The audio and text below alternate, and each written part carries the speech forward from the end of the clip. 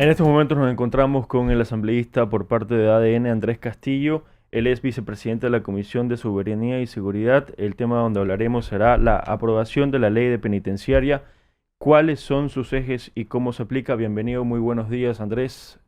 Acá fue News. Hola, qué gusto, qué bueno estar acá, qué chévere poder conversar con ustedes del día. A la orden, con toda la predisposición de poder responder las preguntas. Claro, por supuesto. ¿Cuándo lo podremos tener aquí en cabina presencial? Así como otras veces, no sé si se acuerda.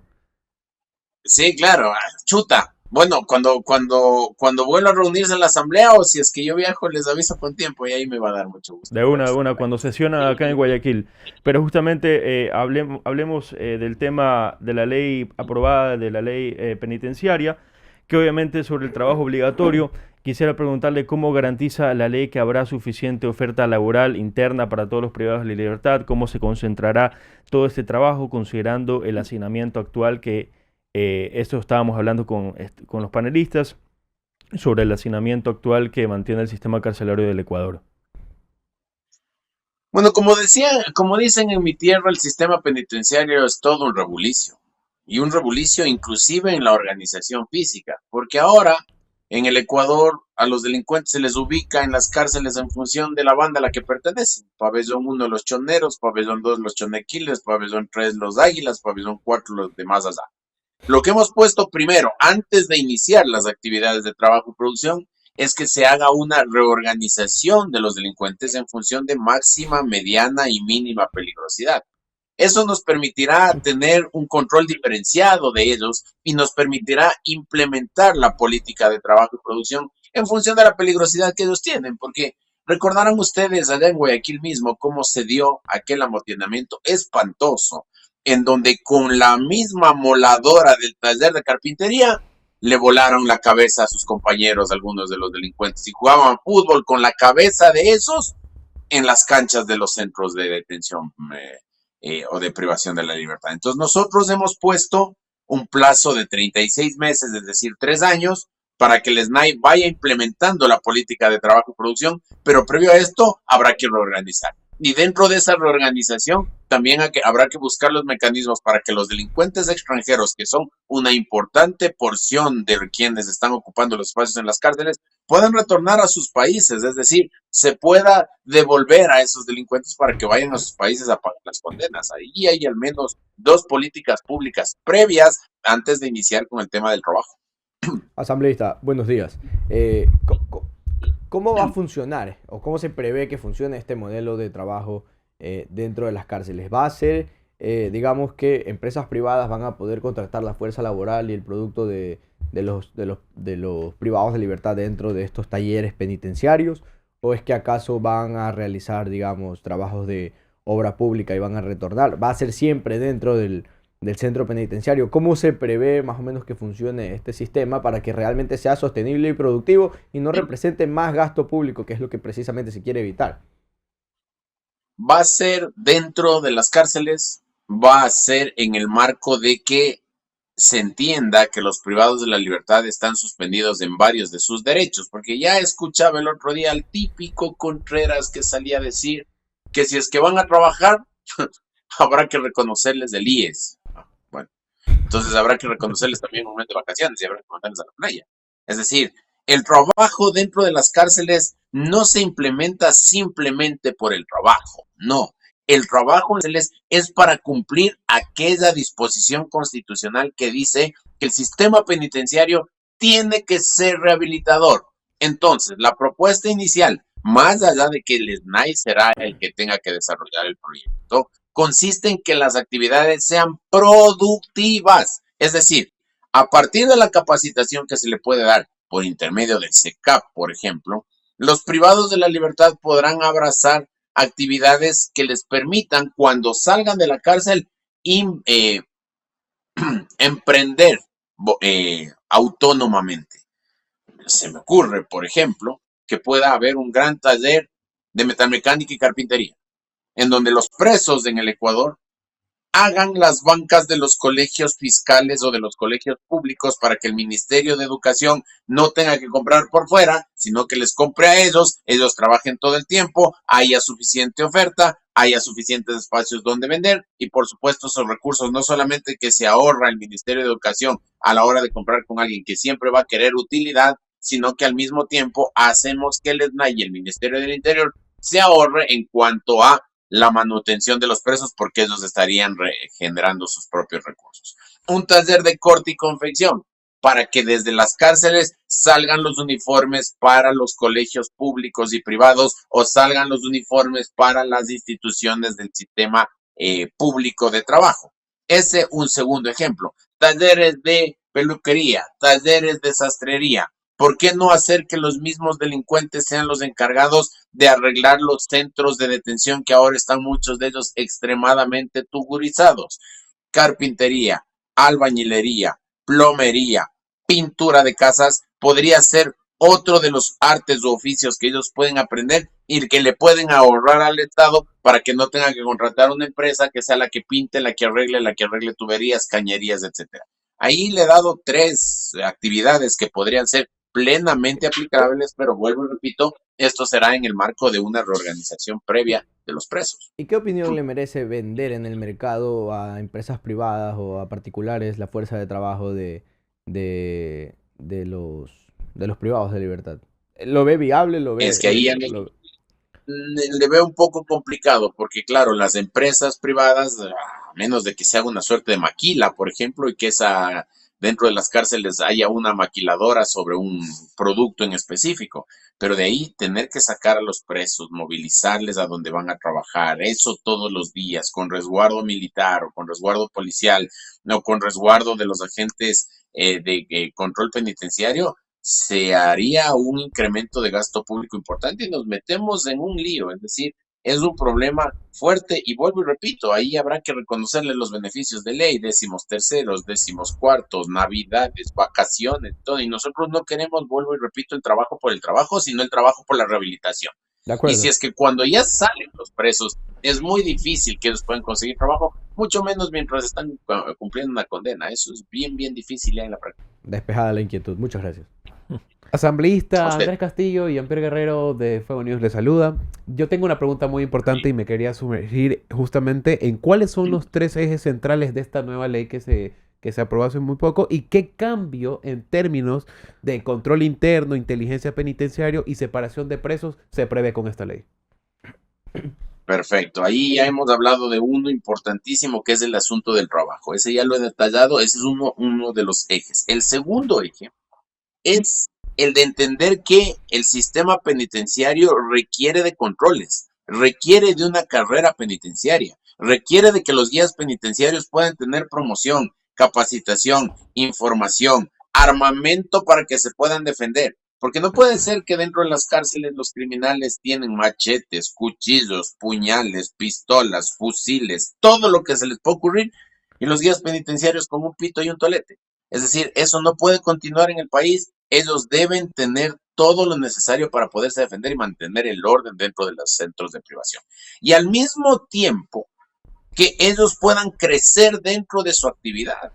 Si no tienes tus guías penitenciarios ganando 800, 900, $1,000 durante años y se hacen presa fácil del crimen. Porque claro, el delincuente con quien conviven le dice, oye, yo te voy a dar 2,000, 3,000, 4,000, 5,000, pero déjame entrar armamento.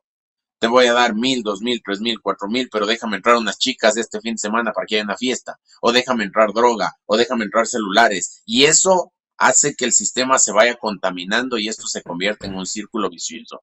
Tan vicioso se convierte el círculo que en los últimos años han matado a 48 guías penitenciarios. Muchos de ellos con vínculos, otros sin vínculos, otros más bien por cumplir la norma y por supuesto eso tiene que ser cortado. Entonces, dentro del grupo de vigilancia penitenciaria, capacitación, formación, promoción, inteligencia penitenciaria para que ellos mismos identifiquen el nivel de peligrosidad de los delincuentes, armamento y sanciones en caso de que incumplan las reglas. Asambleísta, En el caso, Sí, a eso iba. Le escucho. Justamente le quería preguntar sobre la seguridad y el control, en qué nuevas herramientas tendrán las autoridades para controlar estos centros penitenciarios. Nos hablaba que obviamente los delincuentes tienen, o sea, los presos tienen machetes, cuchillos, armas, fusiles, todo este tipo de cosas, pero qué nuevas herramientas tendrán el grupo que va a controlar a los reos. Primero las sanciones que están en la ley, porque acuérdese usted que nosotros como legisladores hacemos normas, nosotros legislamos y fiscalizamos, pero los otros mecanismos, ya que en la práctica deben servir para mejorar las condiciones adentro, forman parte de la política pública. Y ahí el SNAI es el responsable de llevar adelante todos los controles que se puedan hacer, es decir, los controles de armas, los escáneres, el control permanente dentro de las cárceles, de la capacitación de los guías penitenciarios para que estén preparados para cualquier contingencia. Asimismo, si es que vamos a distribuir los presos entre máxima, mediana y mínima peligrosidad, por supuesto que los guías penitenciarios deberán tener la experticia para cada una de las cárceles, porque no es lo mismo controlar a Pito o a Fede o al comandante o al marino o a cualquiera de los líderes de las bandas que van a estar aislados en un centro de detención especializado para criminales y líderes de bandas, es decir, una de alta seguridad, que controlar a un ciudadano que de pronto fue juzgado y sentenciado por robarse el cerebro del carro de un funcionario, o por robarse unos carros, o por haber tenido una tentativa de robo, o cualquiera de esas cosas. Esos eventualmente se podrán rehabilitar.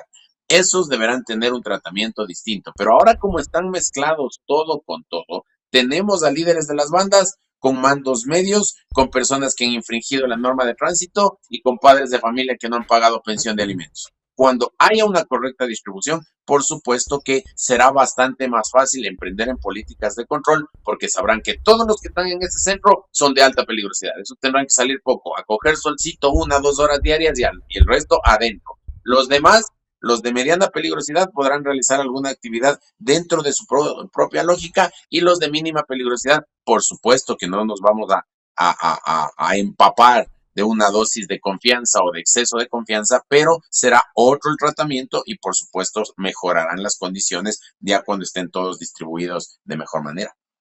Sí, asambleísta, ¿cómo se garantiza que esta ley en base al trabajo no sea usada para extorsionar o controlar a otros presos? Y dentro de esa misma pregunta, ¿qué pasa si un líder criminal controla el acceso a esos trabajos dentro de las cárceles?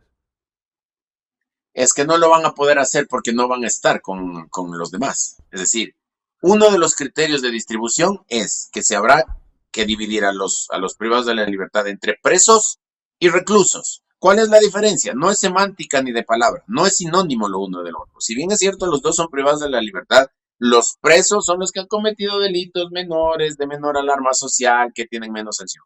Los reclusos, lo contrario, mayor prisión, mayor alarma social, mayor peligrosidad. Entonces ahí hay dos grandes grupos, ¿no es cierto? Entre esos dos grandes grupos tendremos que sacar también a los líderes de las bandas, que estarán en otra cárcel, no tendrán ningún contacto con sus subordinados, porque gran parte del crimen también se sustenta en que desde las cárceles dan las órdenes, los mandos medios son recibidos, más bien dicho, reciben visitas o lo que fueren, y esas visitas se trasladan y conversan con los que están afuera y ejecutan las órdenes del capo que está dentro. Entonces, al no estar ellos en un mismo ambiente, por supuesto que no van a poder seguir controlando ni siquiera a su propia mafia, menos al sistema penitenciario.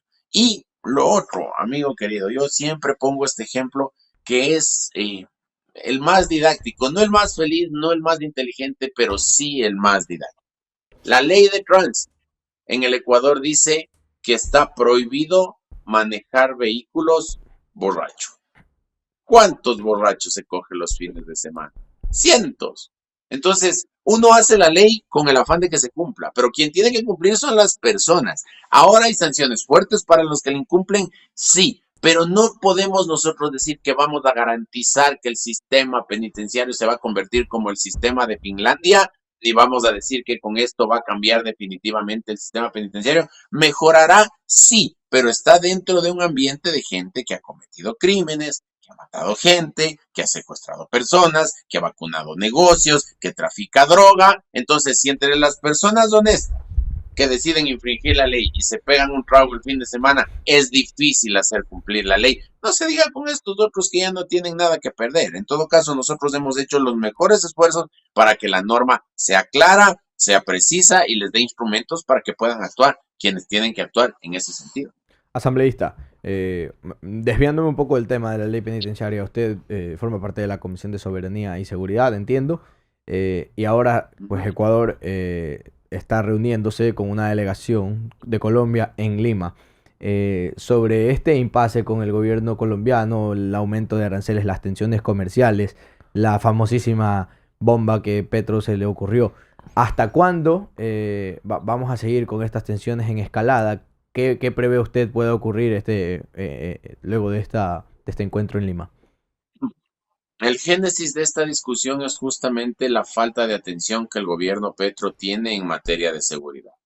Tan mal están, mi estimado amigo, en el manejo de su frontera, que da él una rueda de prensa diciendo que le han dicho que parece que el Ecuador está bombardeando territorio colombiano. Es decir, no tienen fuerzas armadas en la frontera. No controlan eso en la frontera para que les digan que parece que.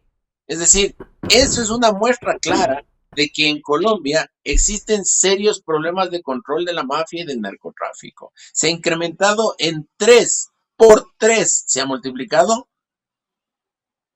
la siembra de plantas de coca en Colombia. Se ha multiplicado por 3 la producción de cocaína en Colombia.